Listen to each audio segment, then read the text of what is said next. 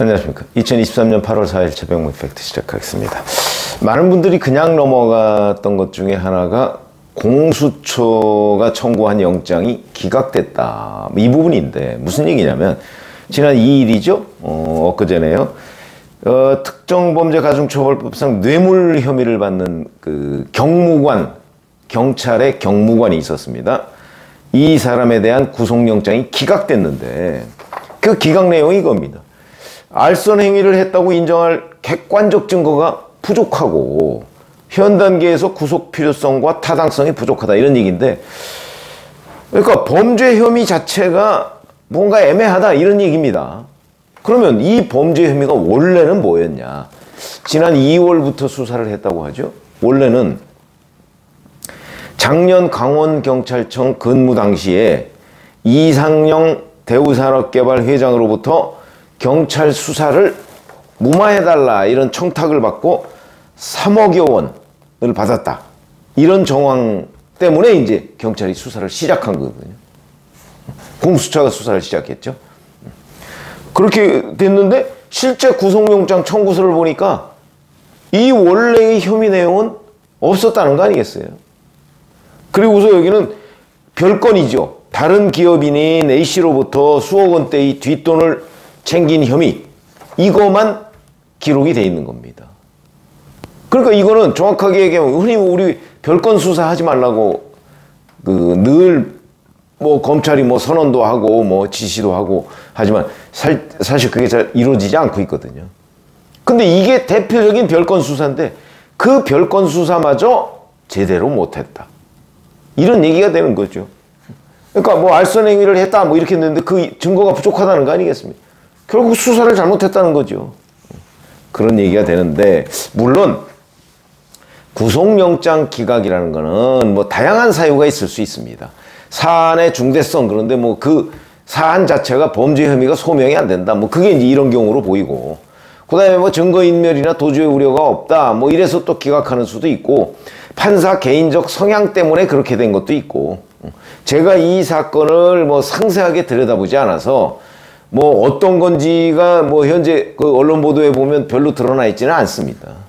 그러니까 다양한 변수가 있는 건 사실이지만 문제는 공수처가 오래간만에 구속영장을 청구했다는 얘기를 들었는데, 근데 그것도 별건이었고 기각이 됐다.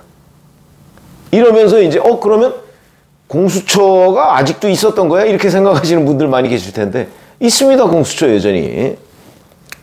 공수처가 언제 생겼죠? 2년 한 6개월 됐네요.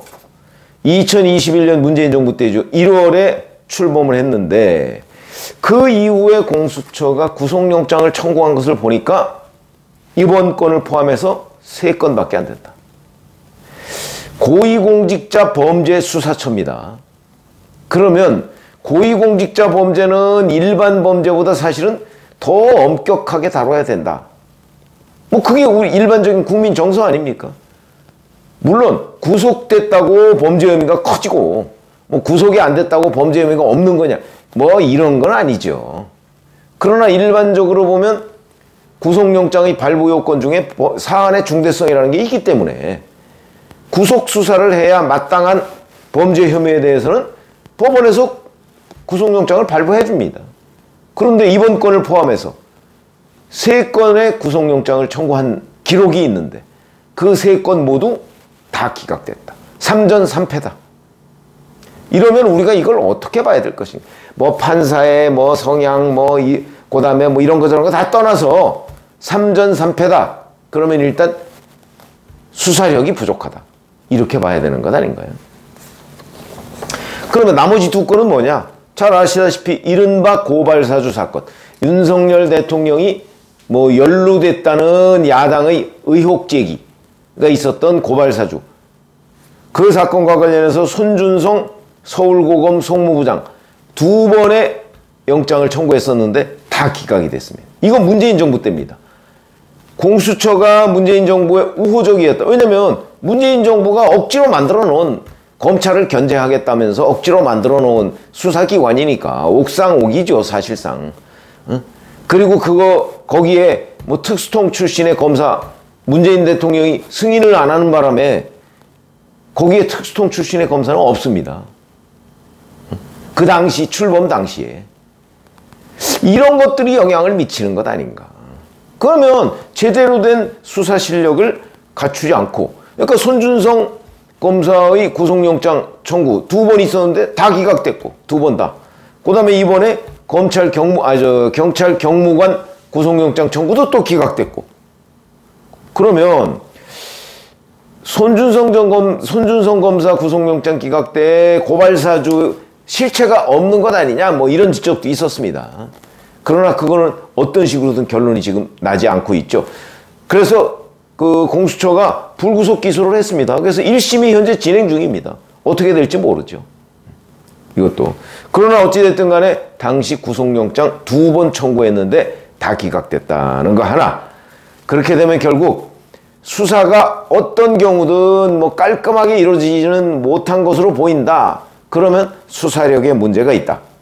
이렇게 평가를 일단 하는 것이 맞는 것으로 보이고요. 자, 그러면 구속영장 청구는 그렇다 쳐도 1호 기소가 있습니다. 1호 기소. 첫 번째로 기소했던 거. 물론 불구속 기소죠. 이게 바로 김형준 전 부장검사 뇌물수수 혐의 사건입니다. 이게 작년 11월에 1심 판결이 나왔는데 무죄 받았습니다. 무죄. 그러면 이게 뇌물을 받은 거는 맞는 것 같은데, 그러면 법률 적용을 잘못한 건가? 저도 뭐 이 사건을 뭐 상세하게 들여다보지는 않았지만 법률 적용을 잘못했나? 이거 결국은 수사를 잘못한 거 아닙니까? 법 적용을 잘못한 것도 수사를 잘못한 거죠. 그런 점으로 본다면 이게 뭐 무슨 구속영장 청구는 3전 3패, 그 다음에 1호 기소도 무죄. 물론 이건 뭐 2심, 3심을 봐야 되겠습니다만은. 이렇게 되면, 자, 이런 공수처를 지금 우리가 계속 지금 2년 반째 유지를 하고 있는데, 유지를 해야 되느냐. 연간 대략 보면 140억 원 정도의 지금 예산을 쓰고 있습니다. 그러면 지금 현재 공수처장을 비롯해서 차장 또는 검사들까지 이 사람들의 문제가 있는 것 아닌가. 140억 원 안팎의 나라 예산을 써가면서, 그러면서 실적은 거의 없다. 이런 상황 아닙니까? 구속영장 청구는 3전 3패. 이런 것이 돼가지고서는 이런 공수처를 지금 계속 유지를 해야 되느냐. 근데 이게 법률로서 지금 설치가 됐기 때문에 뭐 어떻게 해체할 방법이 없는 것으로 보이는데, 자, 아무리 민주당이 자기들이 검찰을 견제하기 위한 기구로 만들었다고 쳐도 실적 또는 상황이 이러면 이거야말로 정말 진지하게 검토를 해봐야 될 상황입니다. 첫 번째, 이런 공수처가 필요하냐는 부분.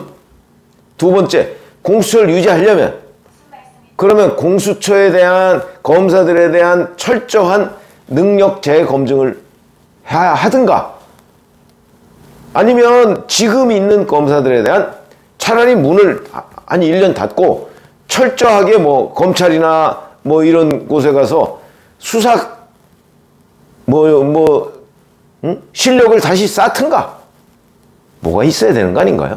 그냥 이런 식으로 뭐 그냥 한번 건드려보고 안 되면 뭐 말고 이렇게 넘어갈 수 있는 상황인가? 야당은 어떻게 생각하는가? 저는 국민의힘은 뭐 제 생각하고 비슷할 걸로 보이고, 야당은 어떻게 생각합니까? 이런 부분에 관해서. 아니, 나라 예산을 140억씩 연간 쓰고 있는 데입니다. 올해 뭐 예산이 아직 뭐 결산이 안 돼서 잘 모르겠습니다만은, 작년에 보면 140억 넘는 예산을 썼거든요. 그렇다면, 나라 돈을 이렇게 잡아먹고, 구속영장 청구는 3전 3패고, 뭐 1호 기소는 무죄고, 뭐 이런 참담한 결과를 얻은 부분에 관해서 누군가는 책임을 지든가 대책을 마련해야지 그대로 그냥 넘어가고 있다. 글쎄 뭐 다른 바쁜 일들도 워낙 많아서 그럴지는 모르겠습니다만은 공수처에 대한 설계 자체를 다시 해야 되는 것 아닌가 싶은 생각이 들고, 그 다음에 이걸 없애지는 못할지라도 공수처를 그러면 정말 명실상부하게 뭐 검찰의 견제기관으로 만들 방법, 저는 뭐 견제기관이 있어야 한다는 데는 거기까지는 동의를 합니다. 근데 견제가 됩니까? 지금 실력이 없는데. 그러면 그 실력을 향상시킬 수 있는 방법, 뭐 이런 것들을 누가 대책을 논의하겠습니까? 국회에서 대안을 내놔야 된다. 이렇게 말씀을 드립니다. 고맙습니다.